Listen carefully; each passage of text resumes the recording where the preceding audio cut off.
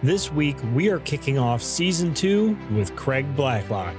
You are listening to the Lakescape Photography Podcast.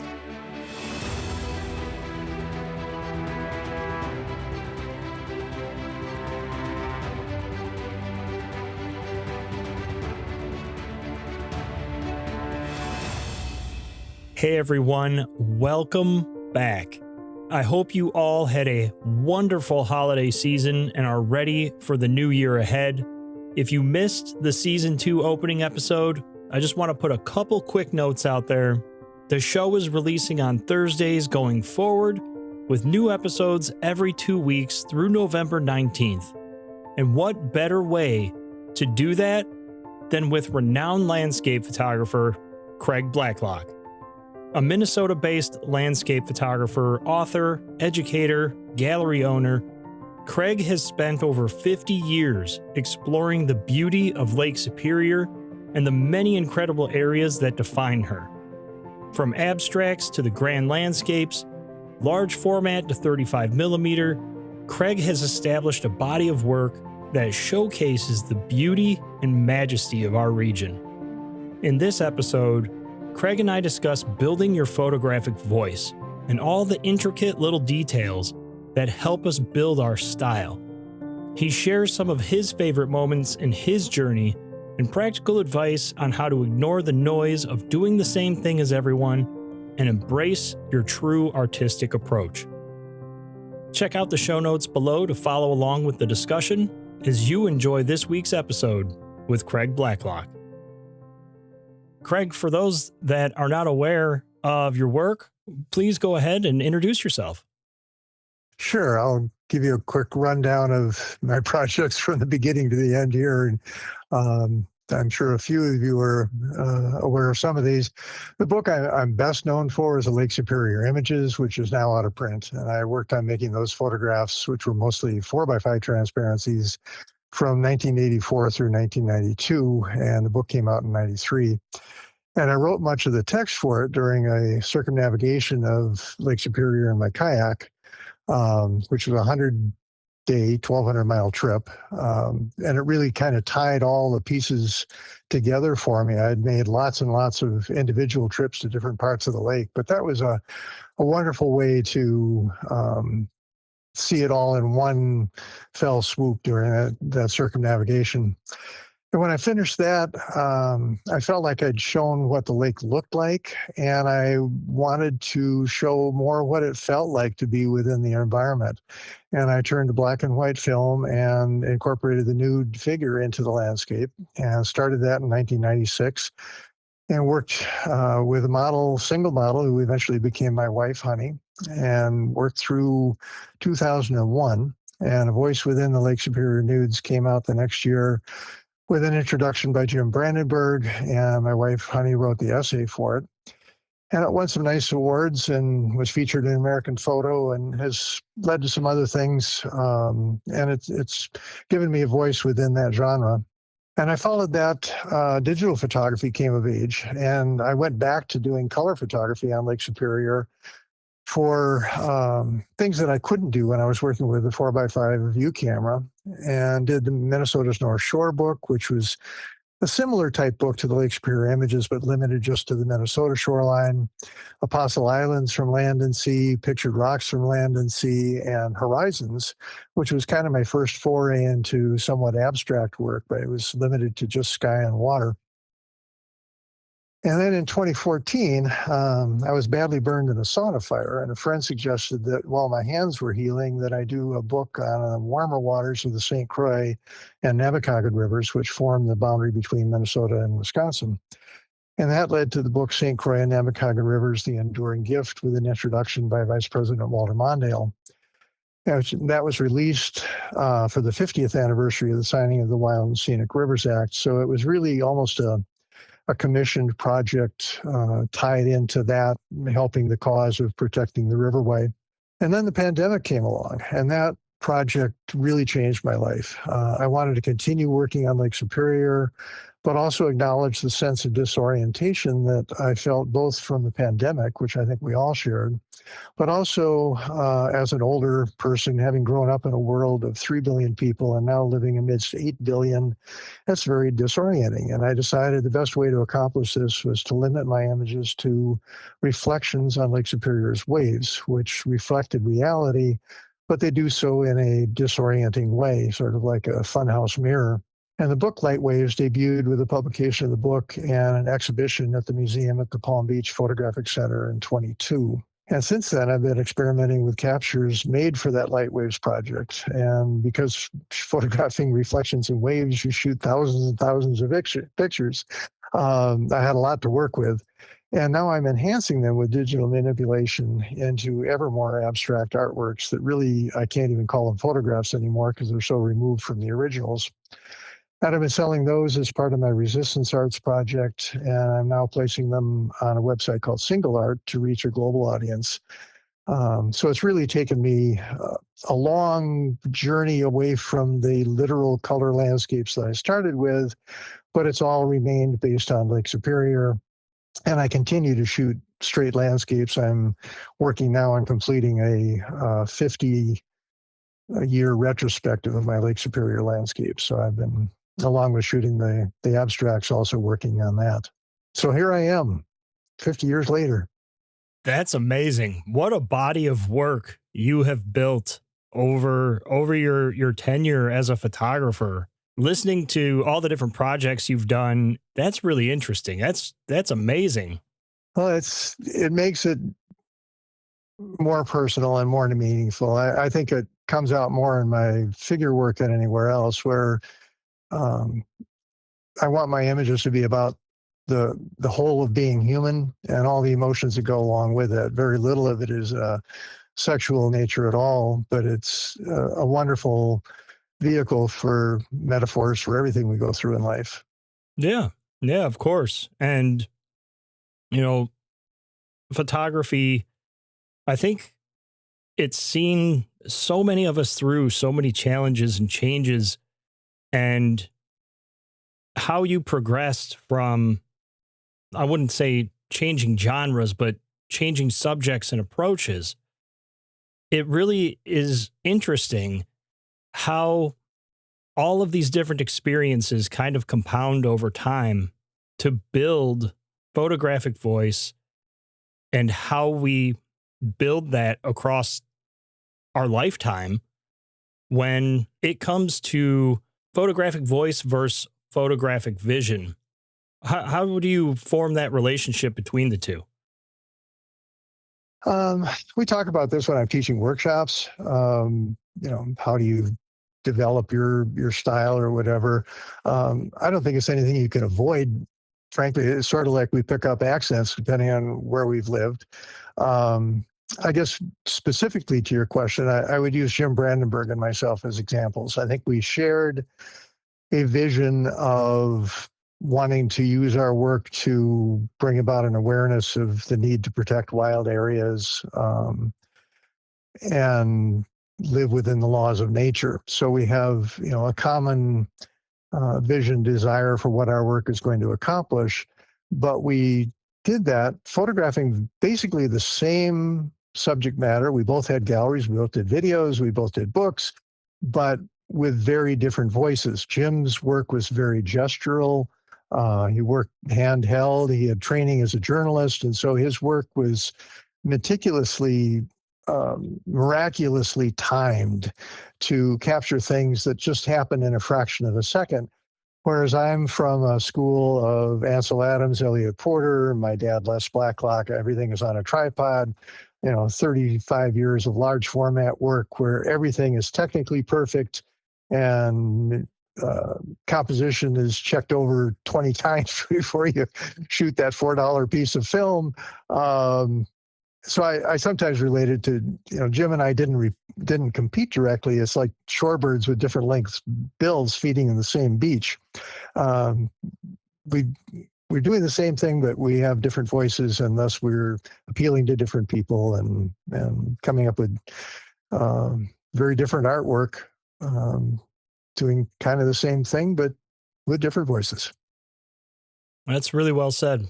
I like that. How it ties into something that I've talked about with other guests and other photographers out in the field. And it kind of comes back to that old adage of send 100 photographers to the same place. You're going to come back, or they will come back with 100 different images. And it's all in that style piece that you mentioned, how we all see something that inspires us. But as we develop our style, we develop our voice, we build that into our own interpretation. And like you said, it's not competitive because nobody nobody can see the world the same way you do. Nobody is going to resonate with something the same way that you do necessarily. Yeah, I have a wonderful example of that. I taught for years, bringing people in workshops to Palisade Head on the northwest coast of Superior. And there's a little rock outcrop about 10 feet by 10 feet that people would jump out onto. And I would point out exactly how I think, I'm dictating to these people. This is how you frame it from here. And I'll be damned, nobody would shoot it the way I wanted them to. And, as an instructor, it's somewhat uh, doesn't they didn't take my advice. It hurts, but it's wonderful because they came up with great things on their own that reflect their personalities. And I find that it's interesting that it's not just a photographic style, but it really falls through their whole personality. Are they outgoing? Are they um, you know, buttoned up and centered? Your handwriting, your speaking voice, and your photography voice often are all reflect kind of a similar view or way of relating to the world. And that's a very interesting way of looking at it. I've never considered it from that perspective, but I mean, it does make sense where the way you interact with the world, whether it's through photography or through spoken word, just writing, whatever it might be, that would also be indicative of how you would interact with the world through a camera lens. That's really interesting. Yeah, I see the people's personality and workshops coming in out in their images sometimes so strongly that even before I would see their images, I could, if you showed me the images with no names on them, I could probably place at least a few of them as to who made them. I feel like when you go back across your experience as a photographer and you think about all the different photographers that you've met along the way, and when you think about what you just said, their personalities, who they are, how they interact, are they quiet and reserved, or are they outgoing and social butterfly? Now that I'm thinking about it, yeah, you can see it in their work. And I've never really thought about it from that perspective, but that's really neat. When you hear the phrase photographic voice, what does it mean to you? Is that same as personality, or are you kind of distinguishing those two differently? Well, I think it's something that evolves over time. We can we can do things to recognize it and enhance it and try to push it, but I think it's very much like our spoken accent that it evolves over time. We discover one photographer or one painter. I think I learned more from painters than I did from photographers, um, at a time, and we copy that, and we absorb it. And just like if you live in the South for a while, you're going to pick up a Southern accent. If you move to England for a while, that's going to be another layer in your accent. Everywhere you go, that adds to your richness of what will eventually become recognizable as your own voice. You can't help it. It's just you're going to absorb those things, and you're going to take in what works for you and shed what doesn't, and eventually it becomes you. Can you think of a time earlier in your career when you realized that your work was starting to look and feel like you, and you felt that kind of compounding? I think I can chuckle at myself now and thinking I was more, um, had more of a voice than I did early on. My dad did the same thing. I grew up under his tutelage and we worked together.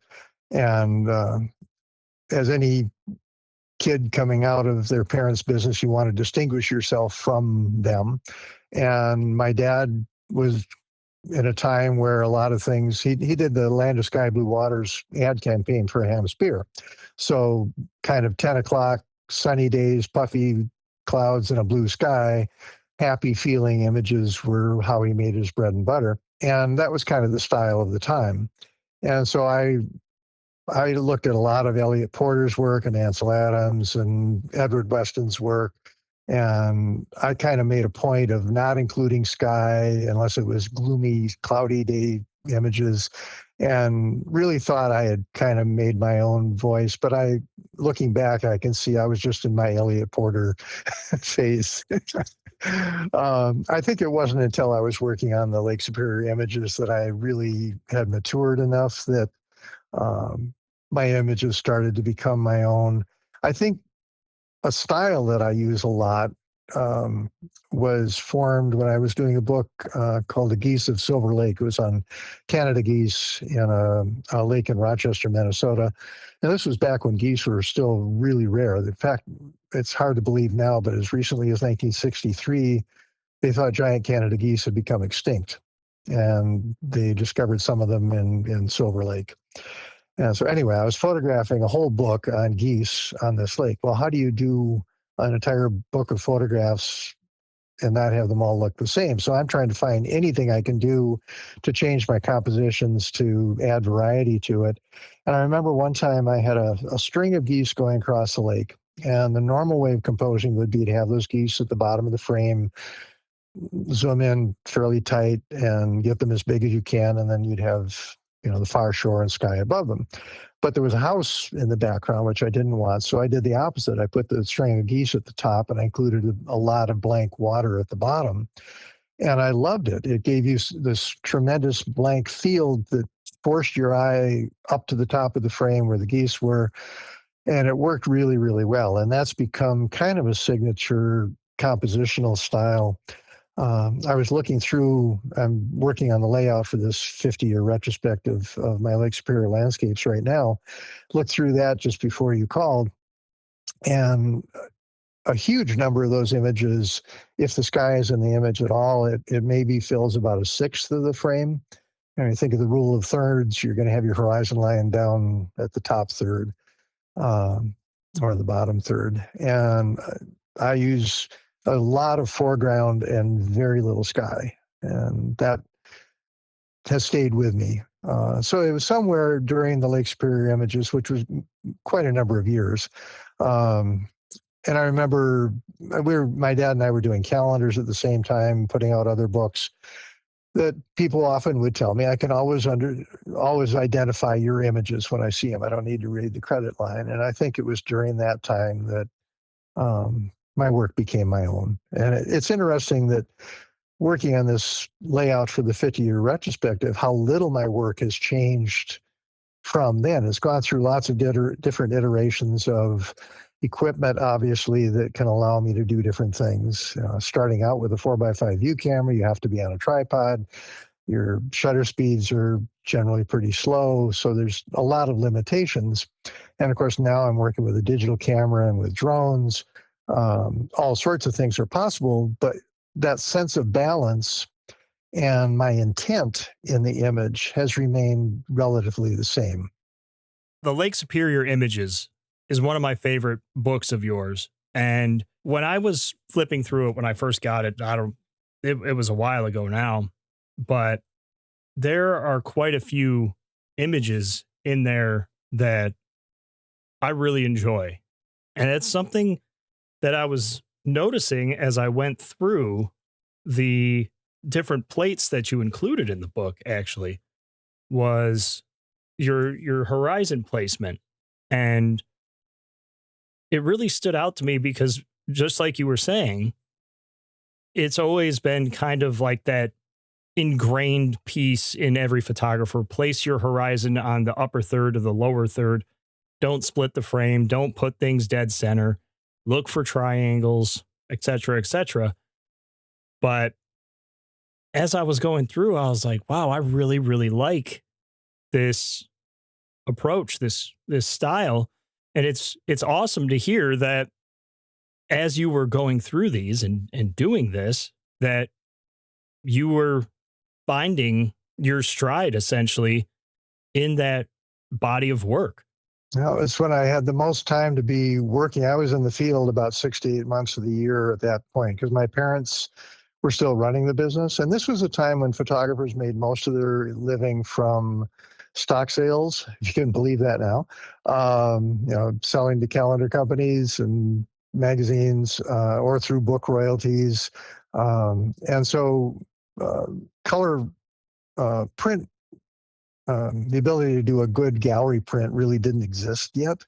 Ilfochrome or Cibachrome was just out there, but it was really hard to work with. And so the income came from things that you didn't take your time doing. You'd give your pictures to a publisher and they would do it. And so I could be off in the field taking pictures for months and months at a time. Now, that's totally changed. I've got to be investing my time in running my gallery, making prints. I do my own publishing instead of having somebody else do it. So I'm in the field far less than I was in the past. I'm much more productive now than I used to be, but it was a time that gave me a lot of time in the field to grow and experiment and try things, fail, and see what worked and what didn't work. Yeah, I think that's something we all need as photographers, even if it's just your own backyard.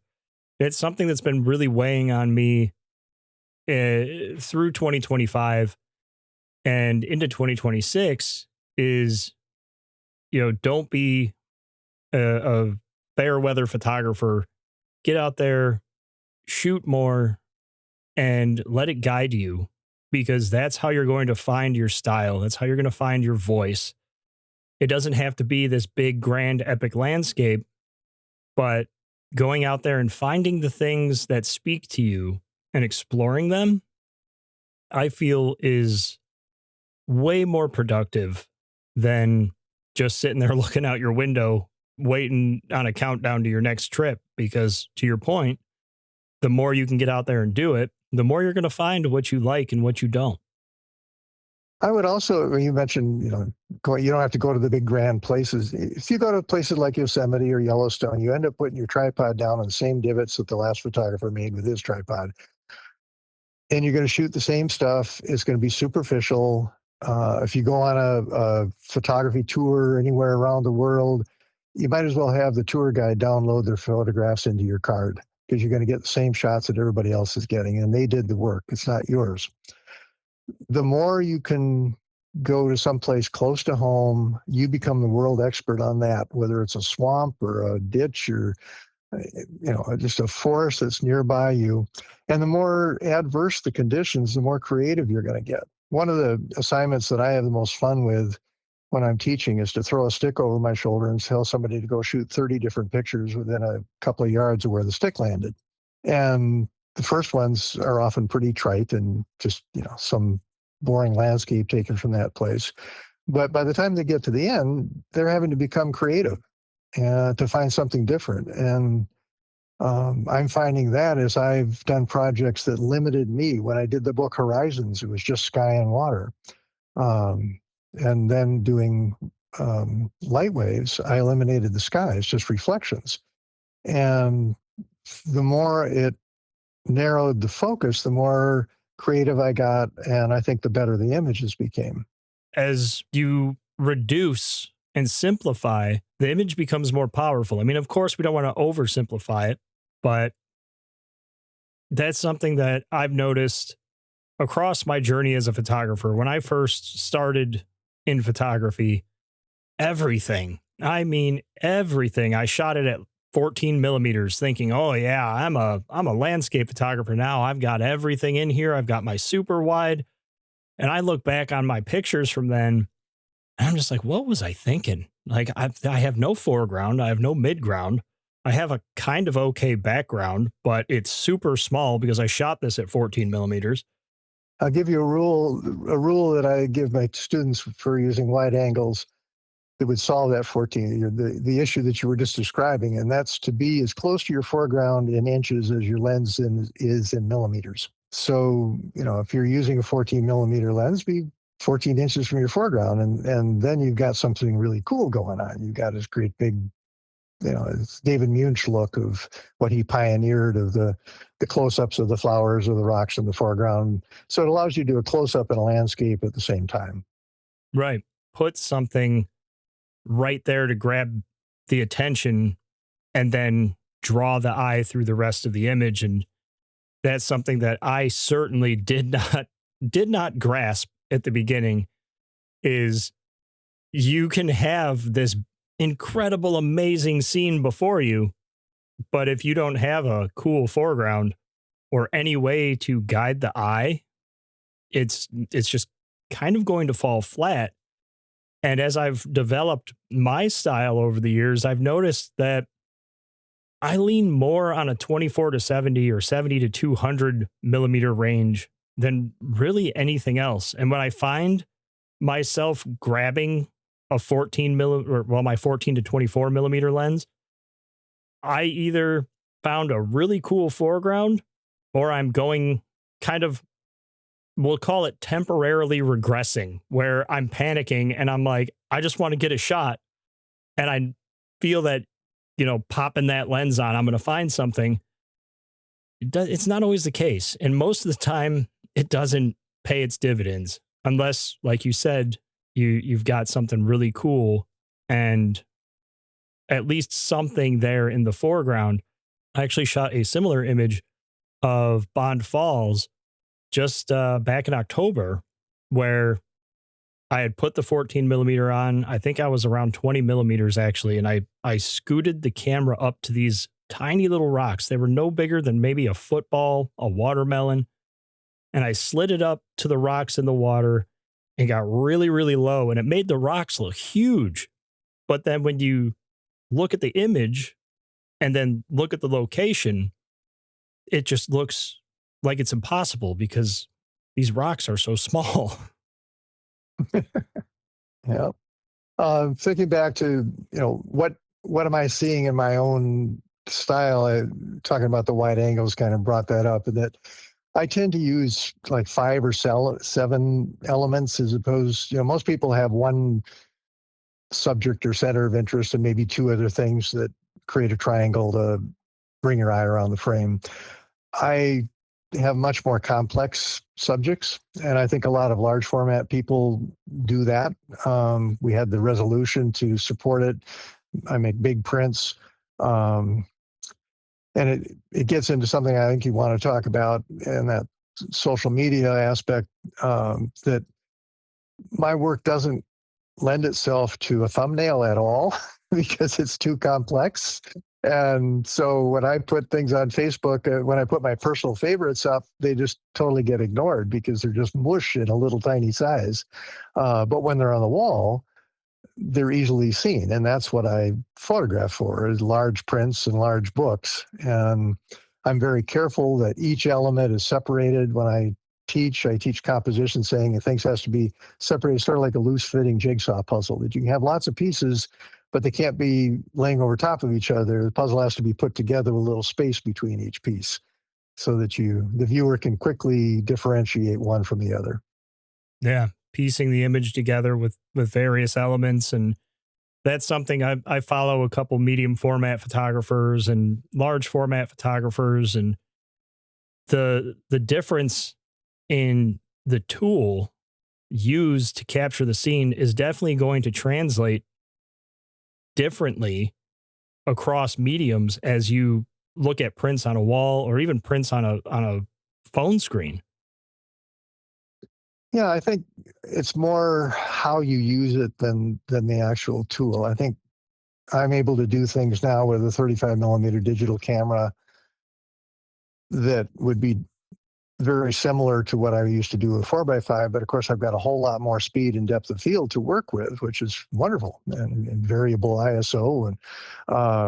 But I use my 35 much the way I use my 4x5. I don't go out thinking I'm going to shoot hundreds of pictures. I go out with the goal of making 3 good pictures a day.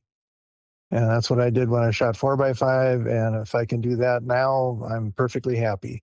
Um, the idea of shooting, filling your card up every day is crazy. One of the workshops I was teaching down in Florida, I talked to a guy the next day, and he was complaining because he ended up with some buildings in the back of all his pictures. He shot hundreds of pictures. I said, well, I shot about 20, and I didn't have any problem with buildings. I took time to look through my viewfinder. Slow down. Yeah, exactly. And that's something that I do as well. When I go out any location, I tell myself I want 3 images that I'm proud of. They don't have to necessarily be wall hangers or awe-inspiring images, but I want to at least come back with 3 images that I think are going to work. And I'm sure as you've had similar experience where you shoot the scene, you come back and you get it on the computer or get it into the enlarger, you make that first actual tangible print, or you look at it larger on screen for the first time, and maybe you can crop in, maybe it does work, or maybe it just doesn't really fit as well as you had hoped. But having those 3 images to work from, in my experience, it gives you options.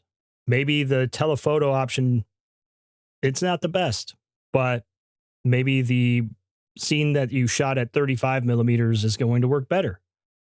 It's just kind of always been that little, call it fail safe in my process that I'd actually developed when I was still shooting 35 millimeter film.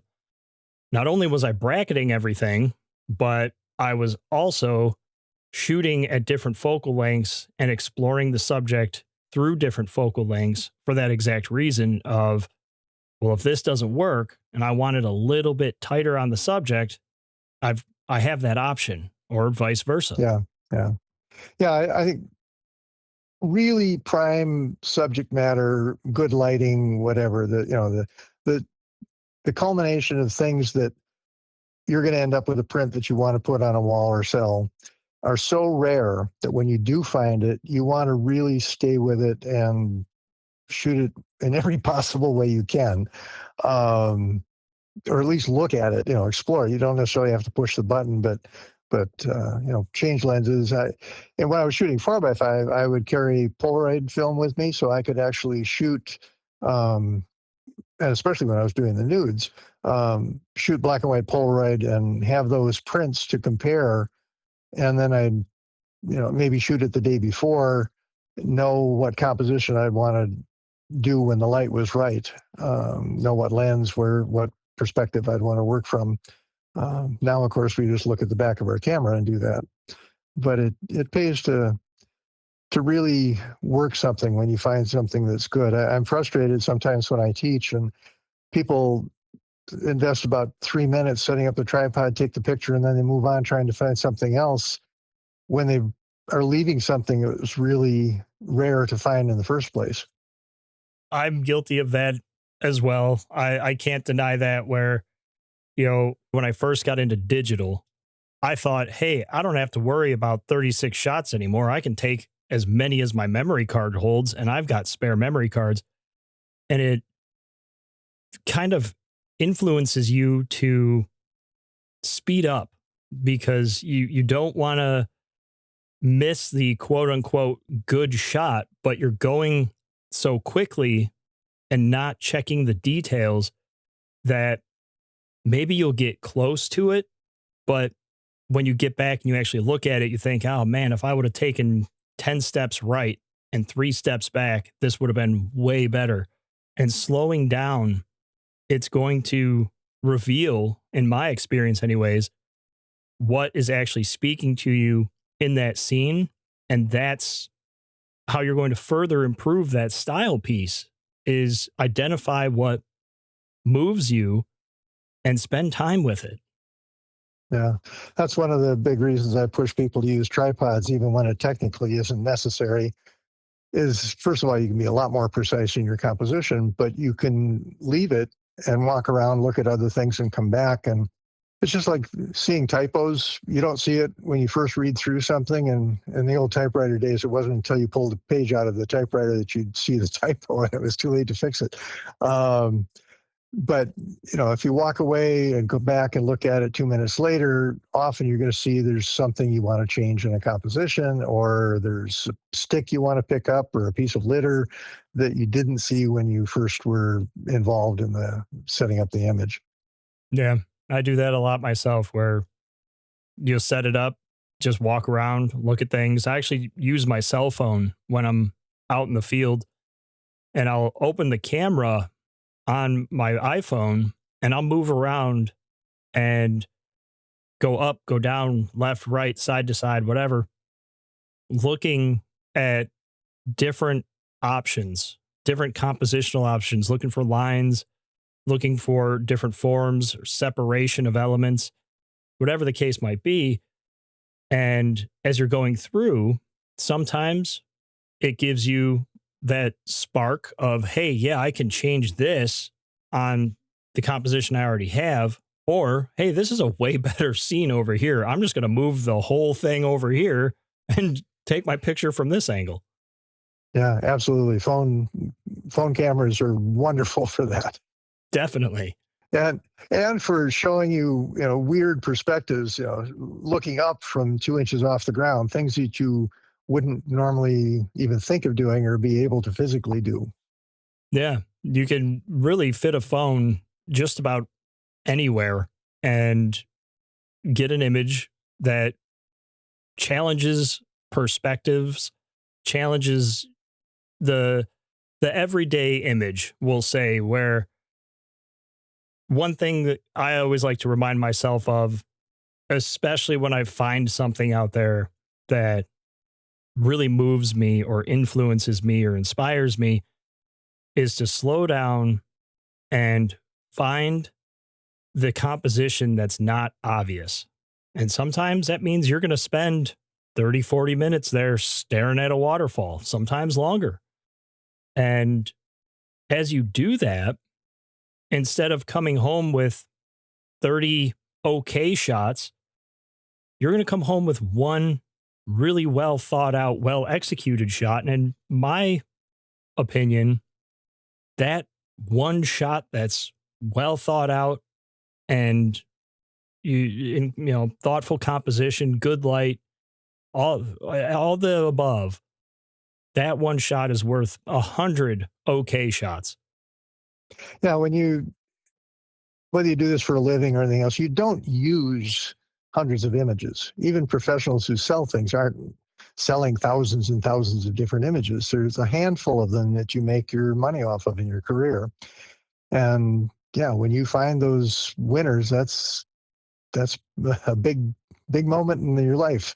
I was on a trip this last summer out to Michipicoten Island. It's 10 miles offshore on the northeast side of Superior. It's the most remote place that I've gotten to on my own paddling.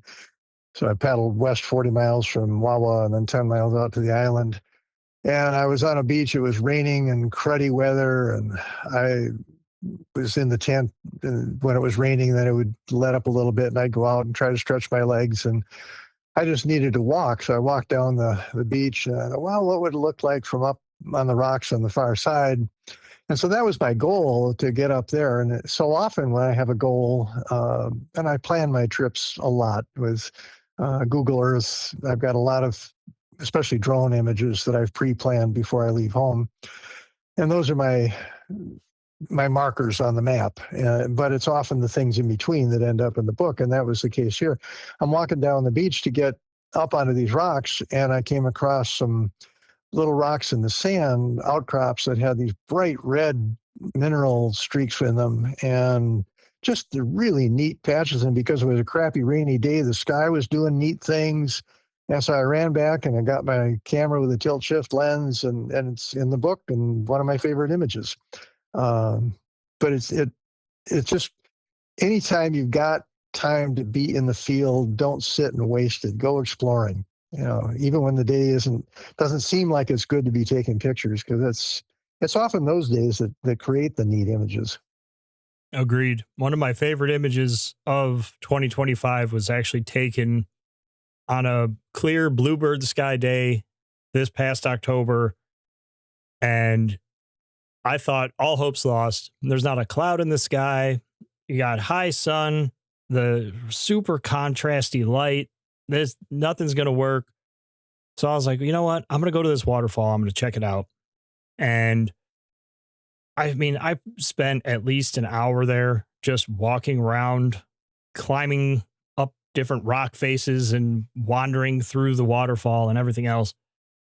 And I found this scene where the bubbles in the water were making a perfect leading line out right up to the waterfall.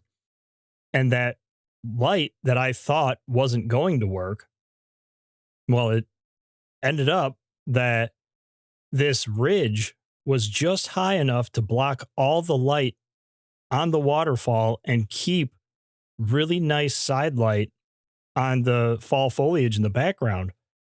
And it was that little light bulb that came on of, hey, just because it doesn't look like what you hoped for doesn't mean there's still not something out there. Just get out and try. But it's those experiences I feel that are kind of indicative of those recurring patterns, those clues that help define your voice. You learn things along the way that you like, that you dislike. Like we've talked about shorelines, we've talked about rock patterns, reflections, we've talked about all kinds of different things. And then, the mood of the image and how you're conveying that to the viewer, your locations, your color palettes, all these things. When you're looking across your body of work, what patterns do you see that are subject, mood, color, times you faced a challenge and just felt like, hey, I'm going to make the best of this anyways? Yeah, I think that my work is somewhat different than most photographers nowadays. I think most people shooting professionally are shooting for print and selling in art fairs or online galleries. And there's a look that sells well. It's typically landscapes with early morning or evening light, beautiful imagery, but they all tend to be kind of formulaic and look very similar to one another, which is, that works for them fine. Because I shoot for books, I think of myself as a guide when I'm working on a landscape book, that I'm trying to get you to the very best places, the very best season, the best time of day, and give you the same whole experience that I have when I'm on a trip, which means I'm not only showing you the landscapes, I'm showing you close-ups, maybe some wildlife. Um, so the overall word I would use is that my work is variety. There isn't one specific look or time of day or whatever that is the signature to it. Maybe balance would be, but I photograph everything from drone images to very tight close-ups. So it's we have a book of 100 or 200 images in it. Nobody wants to see 200 images that look the same. So I'm looking at the whole of Lake Superior and what makes each place special. Pictured rocks, it's obviously the mineral seeps. Fossil Islands, it's the caves. And so those items are going to be featured in those places, but they're also going to be little details that I find along the way that make it into those sections. That makes sense. And it's building on all those previous experiences. Like you mentioned a few times now that you've been using a drone, you've been using digital, you started with film. And each of those mediums is going to introduce different perspectives, different subject choices. I really like how you explained there that you're shooting based on what is inspiring you, and it doesn't necessarily have to be one particular thing. It's the details or potentially the grand landscape or the wildlife or what have you. But all these little pieces culminate into that story that you share in your books. Yeah, and I think that's, if you're shooting for magazines, it used to be, if you didn't shoot single images, you shot for newspapers or magazines. So you're doing maybe a 5-page spread. So you include a piece that establishes the scene, a big landscape. You shoot some details.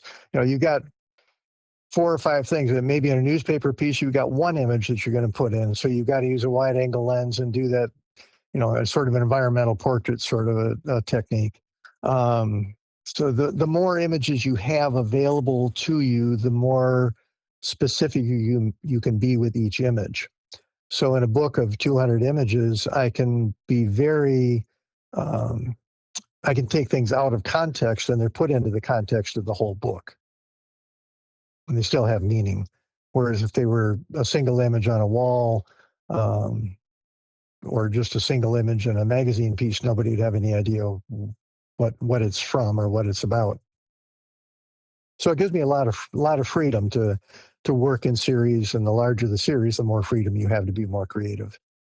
I really like that approach too of working in series where I think we've all come across an image that we love personally in our collection, but same as what you just described, it would work better as a series or part of a set where you mentioned you're setting the scene with maybe a wider shot and then breaking out details, breaking out elements, and telling the full story of what you're doing versus here's a small scene of a shoreline or maybe a plant or what have you. When you can work in series and you can do things as a larger body of work, they all start to complement each other, and it makes more sense. There's better cohesion than just a single image could ever possibly produce from standalone small scene example that I used earlier.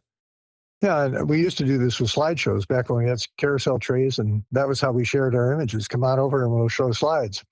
And there it was sequential rather than seeing them side by side. But it was the same thing. You could, because it was part of a larger group of images, you could add more variety and it worked together as a whole. Yeah. I remember my dad did slideshows. He was a photographer too. Him and his friends, exactly like you just said, they would all come over and they'd bring their slide trays and they would sit down and they'd set up the projector and they'd show each other their images. It was always pretty neat to hang out and watch and see what everybody was doing out there. For someone listening who maybe doesn't feel like they have recurring themes yet, or maybe they just haven't found that stride, how would you recommend they start noticing those patterns or taking a look at their work to see if there's already existing patterns? I would start by asking somebody else who's seen their work if what they see in it, because you're close to it. You may not recognize things right away, but somebody else might be able to give you a hint if they've seen a lot of your work. The next thing I do is take a program like Bridge or any software program where you can look at all of your images or a bunch of them up on the screen at once and start sorting them into different categories that uh, not necessarily place or time of day, but maybe mood or depth of field, something that differentiates them as a style, and sort them into all these categories, and then sort each category from the ones you like best to the worst, and then compare your best ones and see which ones resonate the most with you and what makes those resonate, what differentiates them, and are those different than what you see in other people's photography? And just like your handwriting, we all start out with the same template of letters that we trace over when we're learning how to write. And we do that the same, and then we do it a little differently, and then we start exaggerating those differences. And before long, we have our own style of handwriting. And so if you can recognize what's different in your photography that makes it good, the things that you like, not the goofs, how can you do more of that? And that's kind of the first step if you're trying to force developing a style. As I said early on, I don't think you can help but develop your own voice over time. But it does take time. Anything in the arts, you can teach the technical stuff in a few days. It's um, getting that balance down, learning to avoid the mistakes in a fraction of a second. So you see something, you know exactly what you want to do, you know what metaphor you're trying to develop, you know the purpose of making the image, and that question is the biggest one. Is why are you stopping? What made you want to invest your time in making this image? And if you can answer that, you're 90% of the way there of making a good personal image. So once you've answered that, why am I here? Then what can I do to emphasize it so the viewer is going to understand what got me to stop? What can I eliminate that's going to strengthen what's remaining? Uh, what lens, what perspective, all those questions that you go through automatically when you're a pro, or if you've been shooting for a long time. Make yourself a literal list when you're starting out of those questions, and just check them off. Um, and that first one of why am I stopping is the biggest. Yeah. And that actually brought something to mind. Do you carry a field notebook with you? Nope. Wow, I'm surprised. I thought that you would likely carry one because I've carried one since my film days. Admittedly, my iPhone has kind of become my field notebook. I used to. When was doing the Lake Superior images, I took a notebook to write, kind of journaling my trip. Um, but now, of course, you've got your camera information recorded right in your image data. Um, I make notes on a map of where I was when, and often where I want to go back to when. Like this would be good in September, or this would be good in a winter trip, that sort of thing. And then I can refer back to the map and put things together when I get back home.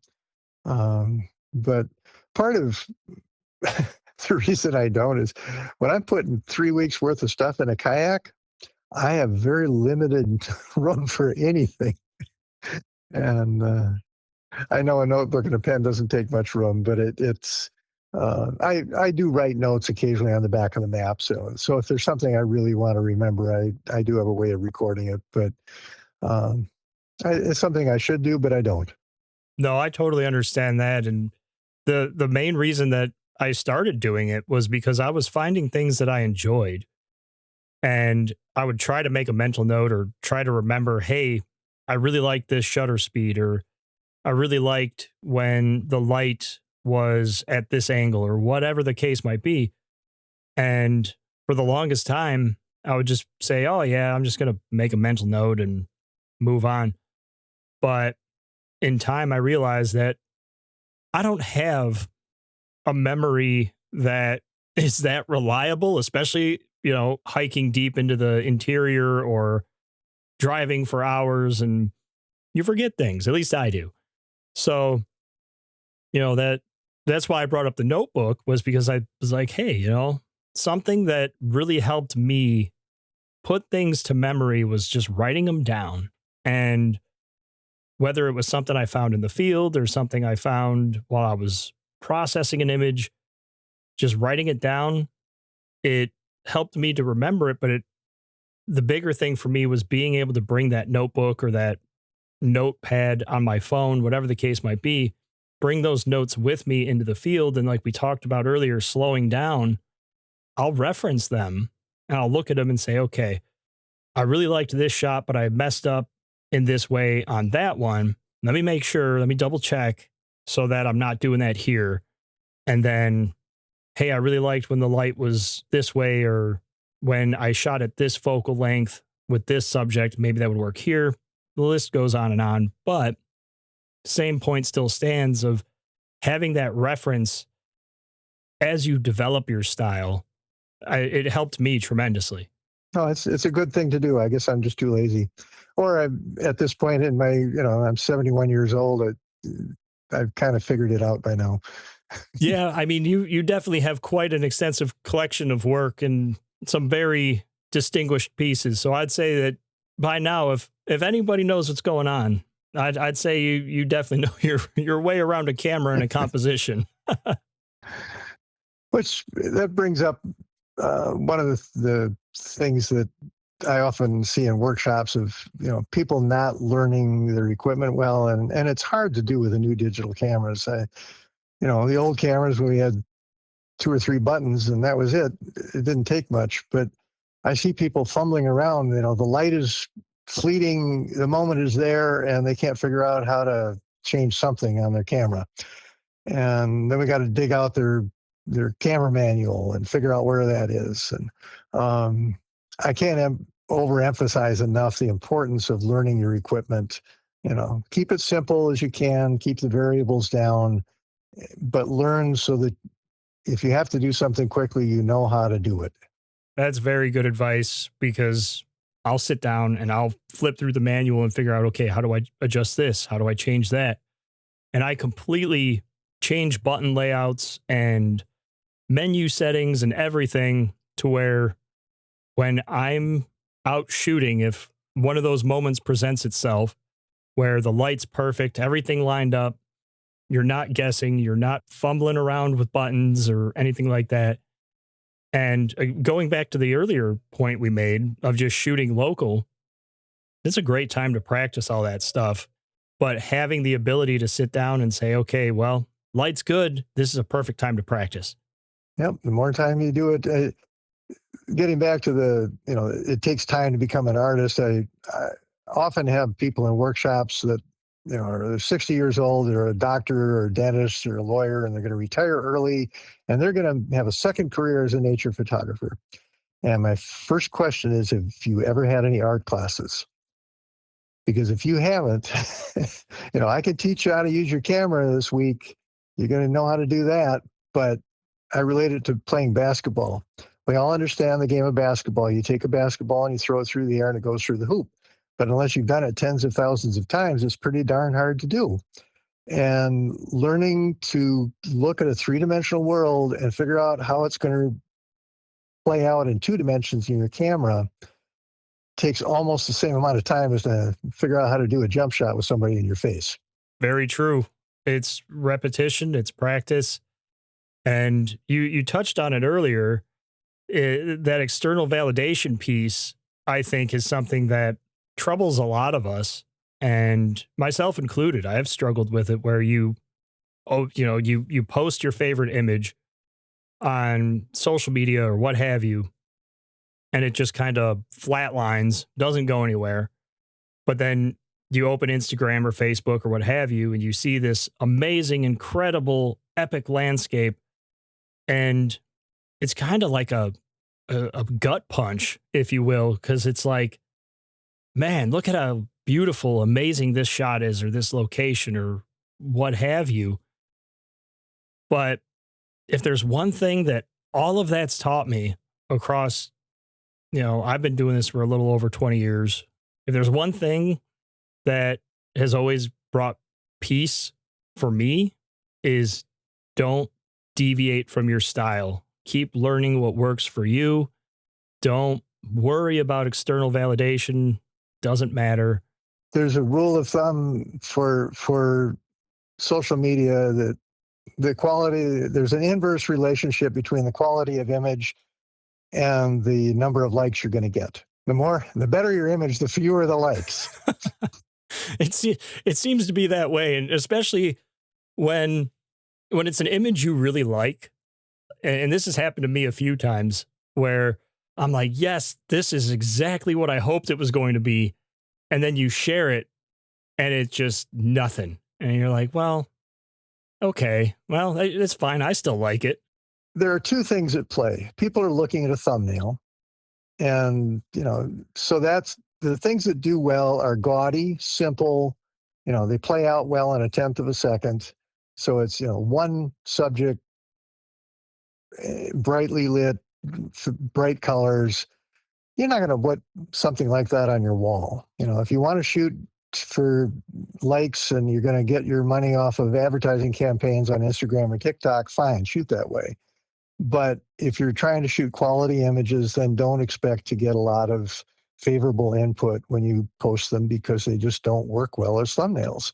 And that's a problem for those of us who are trying to sell online in galleries, because people first view them as thumbnails. They may have the ability to enlarge them and go in and see details, but you've got to stop them with a thumbnail to start with. So it's a real quagmire. How do you get out of that? What would you say to a photographer who feels like their work doesn't count if it doesn't get good engagement? Well, you're probably doing something right. As I said, either that or it's really bad, one or the other. Don't worry about it. If you want to know whether your work is good or not, get together with some other people whose aesthetic you trust, who have some training in the arts. Show them your work as good prints at a decent size and get their feedback. It's fun to share things online. It's necessary to try to build a reputation, but don't get bent out of shape if your favorite image doesn't do well. Conversely, I'm sure there are a lot of photographers that do really well online and then get freaked out when they take it to a gallery and the gallery goes, "This is trash." It's just simple pablum, because there's no depth to it. I'm not going to want to look at it for more than a couple of seconds. So people that shoot for online stuff, shooting these simple, bright colored things, are not going to get a good reception in a gallery situation or in a book, where people are going to look at it for years on end and want to keep finding something new in it. It's just not there. That's something that has always actually grounded me when I think, well, my photos aren't doing that great on social media, or you get into that anxious state of, oh, I posted something and it's just not getting that reaction that I wanted. Is the picture bad? All these questions rush through your mind. Instead of letting myself go down that self-destructive path, I always just think to myself, I'm shooting as though I'm going to be printing this and hanging it on my wall, or putting it in a book and showing it to a friend. And it has to be something that I'm proud of. It has to be something that's resonant, because if it doesn't have those two things, if you're not proud of it and it doesn't mean something to you, then how's it ever going to mean anything to anybody else? The three biggest anchors to individual growth as an artist are social media, camera clubs, and art fairs. All three things are rewarding you for doing things that follow the rules. You stay within the lines. They're competent. They look, you're not breaking those rules in the camera club. Your wrist slap. And they force everybody to create images that look the same. They're competent, they're good, but they're never going to be great, because they're just all average. That's what it's drawing you to, is the average. So, take risks. The images that I'm making in the last half a year, the most money from, are abstract pieces that very small percentage of the population like. So if I post them, I might get 10 likes, or if I post a landscape from Lake Superior, I might get a few hundred likes if it's bright and happy looking image. But it's the abstracts that people are willing to pay the money for. The most expensive piece that I've sold was an abstract. And I'd never get that much money for one of my nature pieces. But there are far more people that like the nature pieces, so they're going to do better online. So you have to really, determine what your goal is, what your desire is, who are you trying to please, what's your goal as an artist, and find the paths to get to that. And it might not involve social media. It might just be walking and knocking on a lot of doors, taking part in portfolio reviews, The other thing is that, like with my abstracts or my nudes, there are very few people in any one location that it's not a high percentage of people that like it, but globally there are millions. So a global gallery like the Single Art is a way for me to reach that sparsely spread out audience that cumulatively is quite large. But you figure out how you can reach those people. The other thing is kind of the opposite of that is if you're trying to figure out how to do a book. Everybody thinks, well, I'm going to do a book on Yellowstone or a book on Yosemite. Well, there are tons of them out there, and nobody's going to want to publish yours unless you've lived there. Like, that's your life's work. But if you have a park nearby that a few thousand people visit a year and there isn't a book on that, you can maybe produce a nice blurb book on it and sell a few hundred copies, and you'll be the only one, and it can be very good. It can be, just as good as doing a book on the big grand places. So find a niche, and that's been my experience and my success with Lake Superior. When I started, there was hardly anybody else photographing Lake Superior, and I think I'm still the only one that gets around the whole lake and kayaking out to the remote places. So I have that subject pretty much to myself. As you're doing all of this and following that niche, how are you personally checking in with yourself to make sure that you're still following your own voice and not chasing what people want? I don't listen to other people very much. I guess that's a good route. I, yeah, who? Right. If I put something up on Facebook and nobody reacts to it, I just figure, well, either it's the algorithm of Facebook or people, they don't react well to a thumbnail, unless they're going to see it large on a wall. If people come, if somebody I value their opinion, a galleryist sees a big print and doesn't react to it, I'll take that seriously. But even then, I realize I used to bum me out because I've applied to some grants year after year after year. Over 40 years, I've applied to one particular one. I've never even made it into the final round. And every year I look at who gets them, and I realize that, well, the judges are looking for something totally different than what I'm offering. It has nothing to do with the quality of my work. It's just a different genre, a different look. So, that's a good thing to realize whenever you're getting critiqued or trying to get into a show. If you don't get in, realize that every judge is very subjective. And I'm teaching abstract art in some local high schools right now. And I gave some people written critiques. And the first paragraph I said, this is my subjective opinion. Somebody else looking at it might give you a totally different feeling. So, take it with a grain of salt. Don't get bent out of shape. But on the other hand, if I'm saying great things, don't celebrate too hard, because the next person might tear you apart. It's knowing your audience and knowing your intent is really what it comes down to, is follow your vision and your voice, the sum of what you're drawn to and how you choose to show it.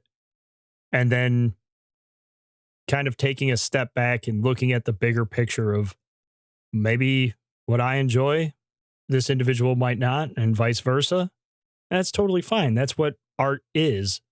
But you think about it, it's part of what makes art special and photography special.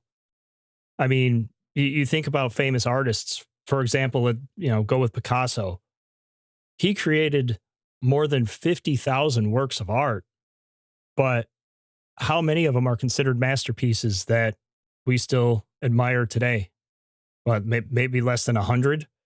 It just goes to show that small percentage of what he made is recognized and relatable, but that doesn't mean he's a bad artist. It's a mix of two things. We're not consistent in putting out great work. It's also the public can only digest and hang on to so many things.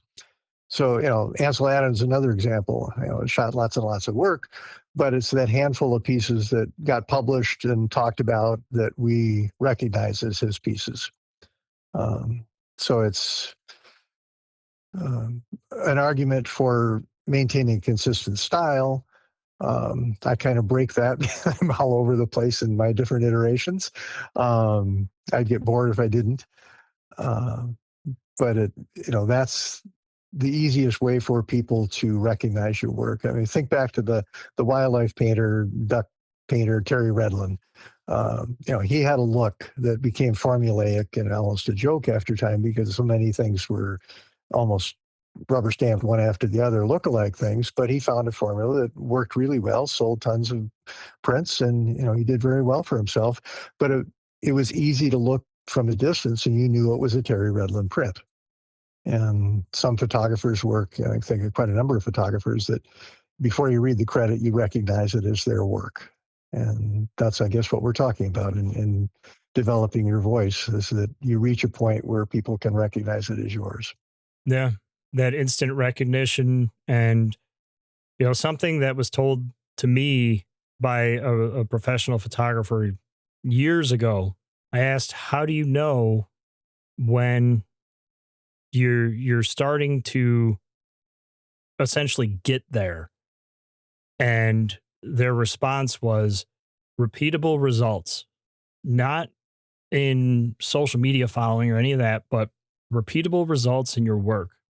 Your work can be recognized and stand on its own. People know that it's yours. People know that, hey, that's this individual's style, and that's their work. A painter that came to mind for me was Albert Bierstadt, Hudson River School style, where they developed that very ethereal, dreamlike, beautiful way of translating their vision, their voice into these paintings. And to this day, when you see one, hey, that's one of Albert's pieces, or that follows Hudson River School style, or so on and so forth.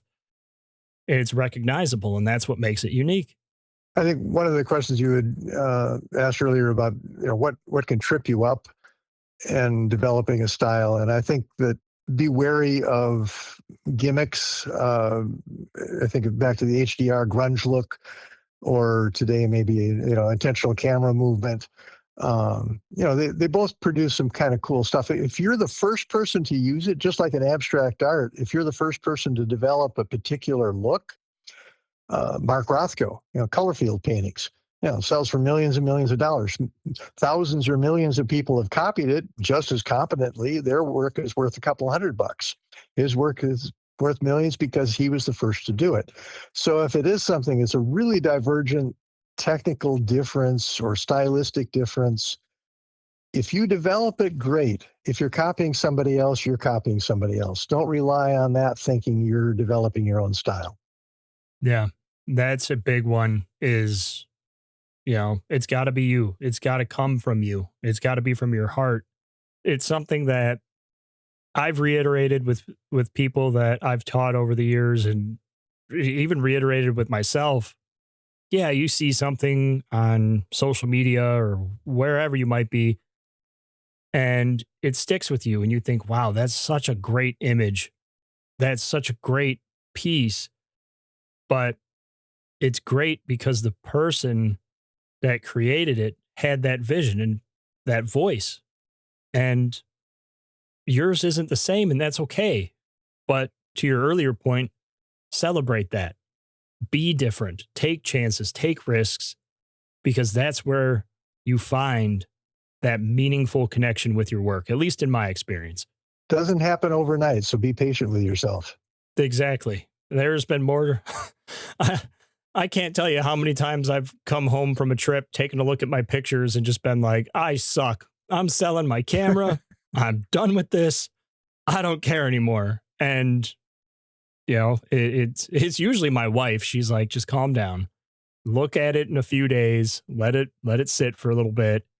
I mean, there's still pictures out there that I took last year, up to 4 or 5 years ago, that I come across that I wrote off as, this is terrible.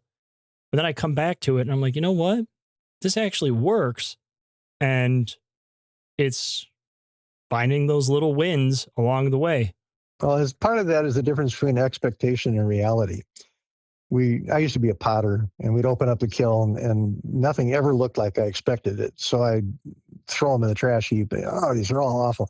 The same thing. Come back a couple of days later and, well, it doesn't look like I was thinking it was going to look, but it really isn't too bad. So yeah, you have to put aside your expectation, and part of that also is if you're shooting raw, don't write it off until you've invested some time really developing it. I was working on an image today that I'd put in the layout for my new book, and I kind of liked it, but it was one that I was thinking I probably should replace this. But I spent about 2 hours messing around with it, and it's a pretty good image. I'm going to keep it. I take a lot of joy in those little moments where you thought something wasn't going to work, or you just come back and stumble upon something and you see it. And, like you said, expectation versus reality. When you looked at it the first time, or even, coming back home fresh off a trip, maybe you're a little disappointed because you had those expectations, but then you give it time, kind of let it run its course. And then you come back and look, and you're like, this isn't a bad image at all. It just wasn't what I wanted at the time, but now I can actually see its potential, and it's going to work. Also, the first time you see it, you're still full of all of the peripheral experience. You've got the temperature and the smells and the wind in your face and everything else, what you ate for breakfast, the wine you had last night, that all made you feel great. And that's missing when you open it up at home. So it's a different environment you're seeing it in, a different experience. Yeah, exactly. All those little pieces of your voice that come together, the experience, translating that through the camera and your composition and your subject choice, and just learning. It's putting in the work of learning to notice and honor all those little pieces in your voice and develop those long-term relationships with the things that moved you and how you interpreted them to tell that story. I would put an emphasis on the interpretation to not only what you did in the field, but what you do back on the computer. I spent a huge amount of time working on my images, mostly in Adobe Camera Raw. And it's just, it's like if you don't do that, it's an orchestra without a conductor. It's out there, the music is out there, but it's just flat. It takes a conductor to direct how the viewer is going to interpret that scene. And the people that say, well, I don't need Photoshop, or I don't do that, I just like showing my image, I want to show it real. Well, okay, you got a boring image. I'm sorry. You're not being an artist. You might be recording reality of what's out there, but you're not interpreting it. That actually reminded me of this saying that, specifically to the orchestra, for the conductor to conduct the orchestra, he has to turn his back on the audience. You're doing this for you. Make it count. Yeah, and do things that nobody else is going to ever see.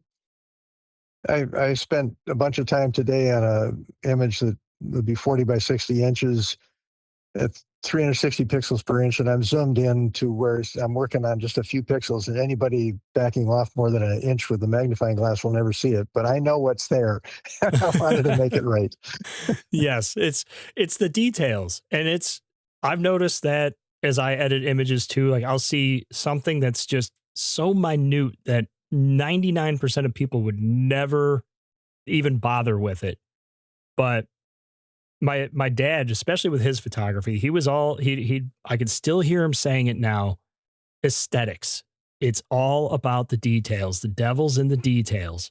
And it's just like ingrained in me now, where there's a slightly brighter spot just to the right over here in the foreground. Well, it might be just 2% brighter than the rest, but I'm going to make my best effort to blend that in and correct that through, burning a mask, whatever the case might be. But then that way I know when I send it out into the world, I'm proud of it. And I know I gave it my best effort, and I took care of all the little things, because that's the worst. When you put an image out there and you see something and you think, oh man, I missed that, or I rushed this. I just wanted to get it out the door. And well, I missed something obvious that's going to bug me forever about this image now. That brings a little anecdote to mind. I did this big book on the St. Croix and Namakogon rivers, and we did an oversized edition of it, 17 by 22, weighs 14 pounds. And meticulous Photoshop work going over, making sure there's no dust and whatever. I'm zoomed way in, and my daughter's looking through the book, and she flips to one page with a waterfall in it and said, "Dad, did you know there's a sandal in this image?" Oh no. Sure enough, there's an upturned sandal in the foreground, and I must have been so zoomed in that I was looking for stuff smaller than the sandal, and somehow I went right by it. But now, of course, I can't look at the picture without the sandal being the first thing I see. I'd be very surprised if anybody but my daughter's ever seen it, but it's there. It's one of those things that once you know it's there, you can't unsee it. Yeah, and now I have to point it out to everybody because it makes a good story. Yeah, I mean, it adds to the story, it adds to the history, it adds to the character. It's a part of the process. Maybe I could make that part of my personal vision. I could put a sandal in all my future images.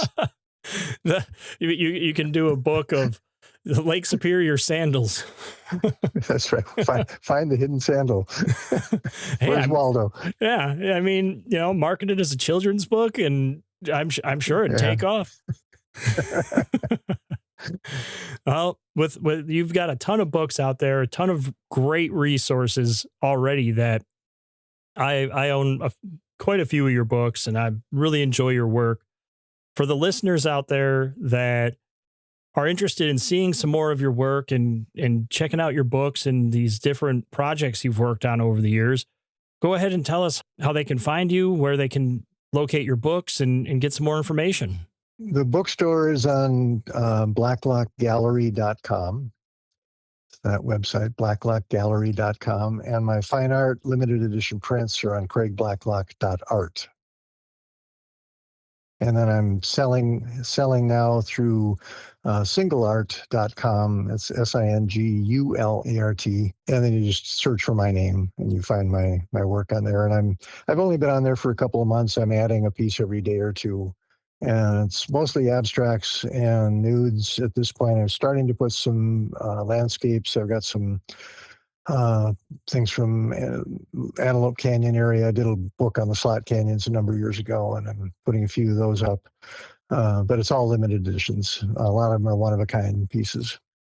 I will include all of those links in the show notes below so that everybody listening can go and check out your work, find some of your books. I highly encourage everyone out there listening to go and check out what Craig has put together.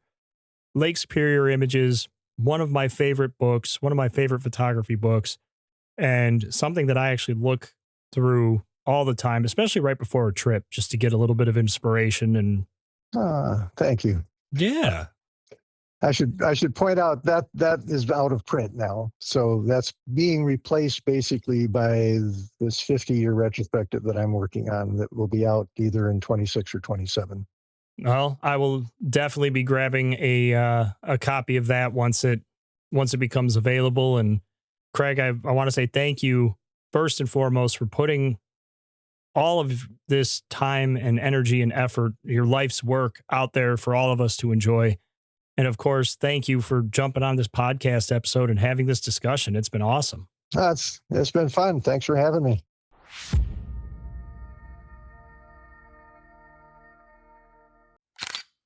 Another huge thank you to Craig for joining us. If you guys haven't yet, make sure to check out his links in the show notes below and keep an eye out for his new book. It'll definitely be an exciting addition to an already impressive body of work. In the next episode, we're going to take this to the digital darkroom with Blake Rudis. as we discuss your reality, your art.